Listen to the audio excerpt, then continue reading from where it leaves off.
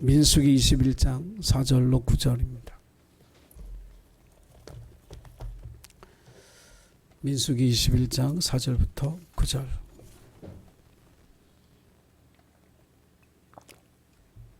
자, 우리 성경은 230쪽이고요. 화면에 또 말씀이 있습니다. 우리 같이 4절부터 9절 말씀을 한 목소리로 함께 읽겠습니다. 자, 시작. 백성이 호르산에서 출발하여 홍해길을 따라 에돔 땅을 우회하려 하였다가 길로 말미암아 백성의 마음이 상하니라. 모세를 향하여 원망하되 어찌하여 우리를 애굽에서 인도해 내어 이 광야에서 죽게 하는가. 이곳에는 먹을 것도 없고 물도 없도다. 우리 마음이 하찮은 음식을 싫어하노라 하매 여호와께서 불뱀들을 백성 중에 보내어 백성을 물게 하심으로 백성 중에 죽은 자가 많은지라. 백성이 모세에게 이르러 말하되 우리가 여호와와 당신을 향하여 원망함으로 범죄하였사오니 여호와께 기도하여 이 뱀들을 우리에게서 떠나게 하소서. 모세가 백성을 위하여 기도하매 여호와께서 모세에게 이르시되 불뱀을 만들어 장대 위에 매달아라. 물린 자마다 그것을 보면 살리라. 모세가 놋뱀을 만들어 장대 위에 다니 뱀에게 물린 자가 놋뱀을 쳐다본 즉 모두 살더라. 아멘. 네, 모두 살았다. 모두 사는 길. 네. 2차 세계대전 중에 독일 교회는 히틀러 치하에 있으면서 어떤 목사님들은 히틀러의 통치에 지지하고 협조했지만 또 많은 분들은 히틀러 치하에서 옥고를 치르면서 고난을 받았습니다. 그 중에 마르틴 니뮬러라고 하는 그 목사님은 히틀러를 반대하다가 투옥이 됐는데 독방에 갇혀서 7년 동안 감옥 생활을 했습니다. 이 목사님을 넣어놓은 이 독방에 조그만 창문이 하나 있었는데 그 창문은 이제 바깥 세상을 볼 수 있는 유일한 통로였죠. 그런데 참 이 독일 이 나치가 얼마나 악랄한지 그 창을 향해서 보면 뭐가 보이냐면 교수대가 보이는 거예요. 사람 목매달아 죽이는 그 교수대가 딱 보이는 거예요. 그러니까 그 창을 이렇게 해서 보면 어느 순간에는 그 교수대에 사람이 그 목을 매달아 이렇게 매달려 죽는 그 광경을 이제 보게 되는 거잖아요. 그러니까 참 악한 거죠. 일부러 그걸 보게 만든 거예요. 여러분 그거 매일 보면 어떻게 될까요? 미칠 것 같아요. 그러니까 이 목사님도 언뜻 뭐 안 보려고 하다가도 언뜻 보면 또 그렇게 돼 있는 것을 보면서 자기 마음이 무너지는 걸 느끼는 거예요. 죽음이 자기에게 오는 게 나도 저렇게 목 매달려 죽는가? 그런 두려움이 점점 그를 사로잡았고 꿈을 꿔도 꼭 목 매달려 죽는 꿈을 꾸게 되고 말이죠. 그러니까 이제 밥도 먹기 싫고 점점 이제 말라가고 그게 말하자면 고문이죠. 고문. 저절로 죽이는 고문. 근데 그 목사님이 어느 날 기도를 이렇게 하나님 앞에 하는데 하나님이 어떤 마음을 주시냐면 야, 넌 왜 교수대만 바라보고 살아? 응? 예수 바라보고 살아야지. 십자가에 달린 예수 바라보고 살아야지. 왜 목매달아 죽는 그 교수대만 보고 사냐. 그러면서 예수님이 죽으신 십자가를 이렇게 묵상하다가 예수님이 십자가에서 어떻게 죽으셨지? 가만히 생각해 보니까 자기를 십자가에 못 박는 로마 군인들을 위해서 기도하고 돌아가셨더라고요.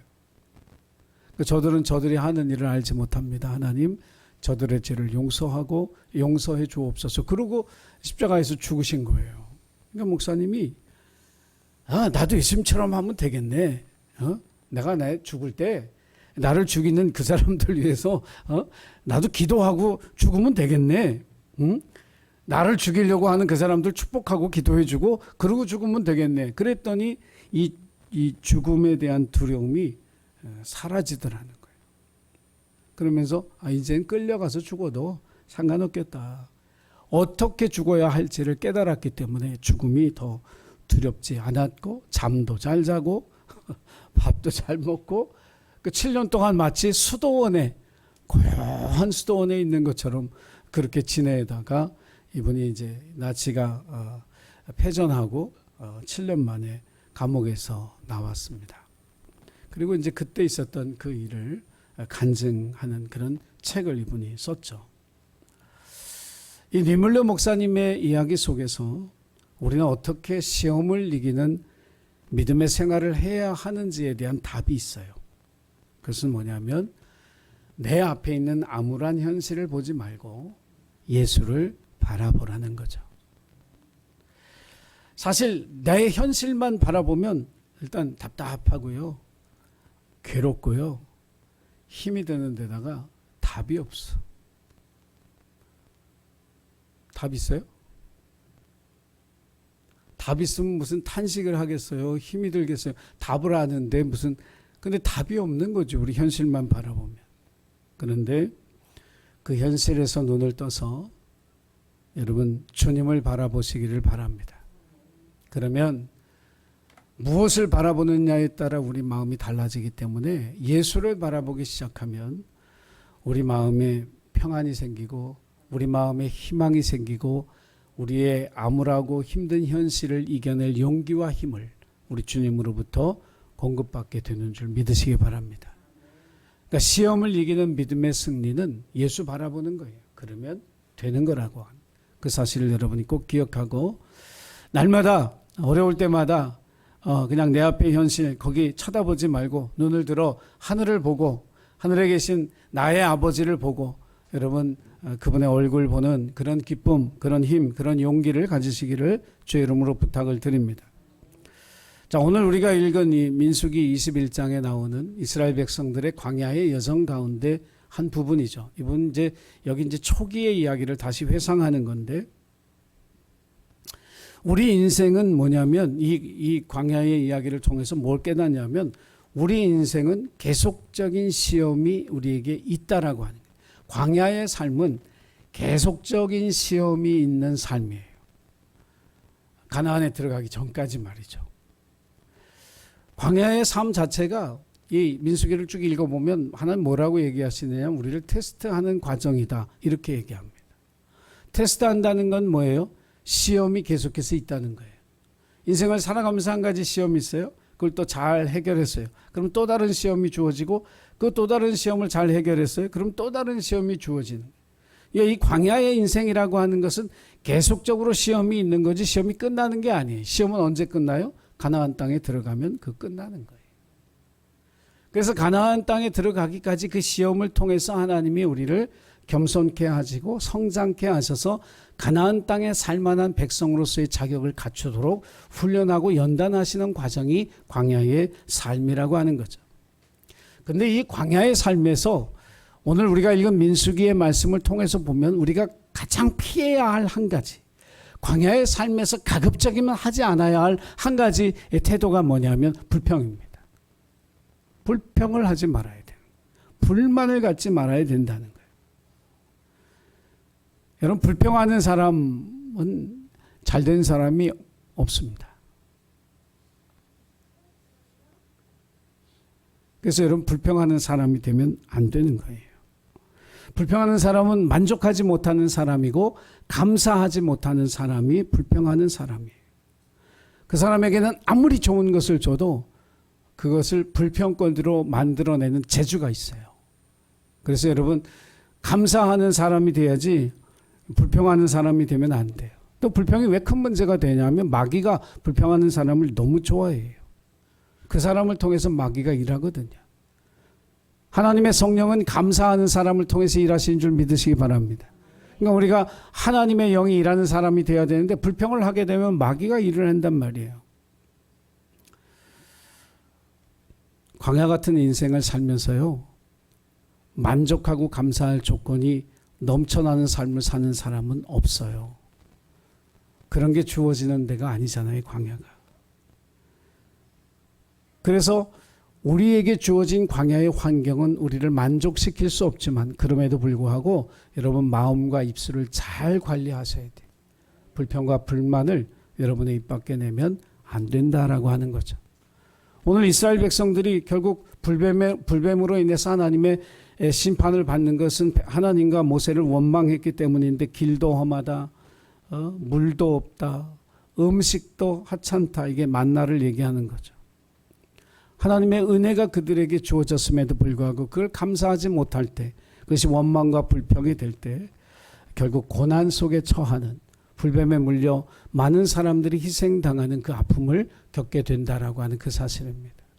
그래서 저와 여러분은 광야는 시험을 당하는 장소고, 모든 것이 만족스럽지 않지만 불평하지 말고 여러분 감사함으로 그 광야를 지나가는 하나님의 자녀들이 되시기를 주의 이름으로 부탁을 드립니다. 그래서 이 고난을 당하면 사람이 자기를 돌이켜보면서 뭐가 죄인지 깨달았어요. 그게 뭐냐면 원망하는 게 죄라고 하는 게 거기에 이제 발견이 된 거예요, 이 백성들이. 그러니까 모세를 찾아와서 우리가 당신하고 하나님 앞에 원망함으로 죄를 지었습니다. 그러면서 모세에게 뭘 부탁하냐면 우리를 위해 기도해 달라고 부탁을 해요. 이거 여러분 잘 읽어야 돼요. 원망이 있는 사람은 기도할 수 없습니다. 원망과 불평으로 가득한 사람은 하나님 앞에 기도의 장애물이 있기 때문에 기도로 나아갈 수가 없는 거예요.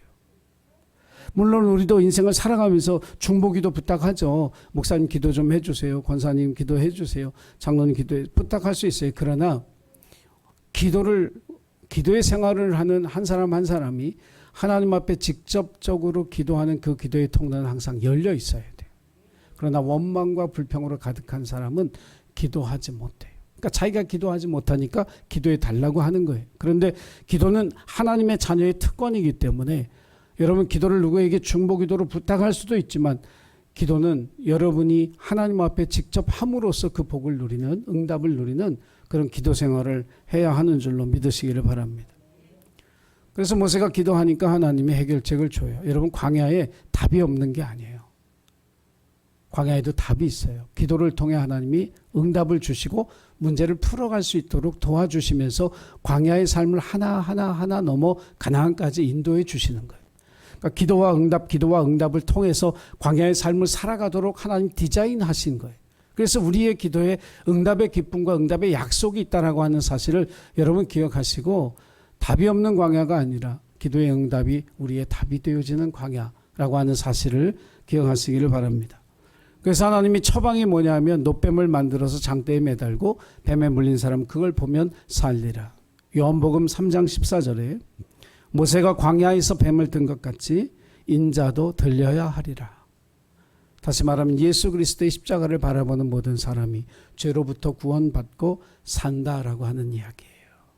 하나님은 예수님의 십자가를 우리 모두의 살 길로 보여주시고 제시해 주신 줄 믿으시기 바랍니다. 그래서 여러분 인생의 문제와 슬픔과 고통과 아픔 앞에서 원망과 불평을 쏟아놓는 대신 예수 십자가 보면 살아요. 예수 십자가 보면 희망의 길을 찾을 수 있고 힘과 용기를 얻고 이 험한 세상을 헤쳐 가나안 땅까지 천국까지 가는 그 여정을 마무리할 수 있게 되는 줄 믿으시기 바랍니다. 그래서 예수의 십자가 보고 시험에 들지 않도록 여러분 깨어있고 늘 주님의 십자가 예수 그리스도 바라보고 믿음으로 승리하는 생명의 길 걸어가는 우리 모두가 되기를 주님의 이름으로 축원합니다. 기도하겠습니다. 우리의 눈은 자꾸 우리 암울한 현실을 향하지만 우리의 현실에서 눈을 들어 예수를 바라보고 살아가는 저희들 되게 하여 주옵소서. 예수 안에 있는 생명의 길, 구원의 길, 우리에게 약속하신 하나님의 그 약속을 붙잡고 오늘도 광야 같은 인생을 승리하며 살아가는 가나안의 백성 되게 하옵소서. 감사드리며 예수님의 이름으로 기도하옵나이다. 아멘.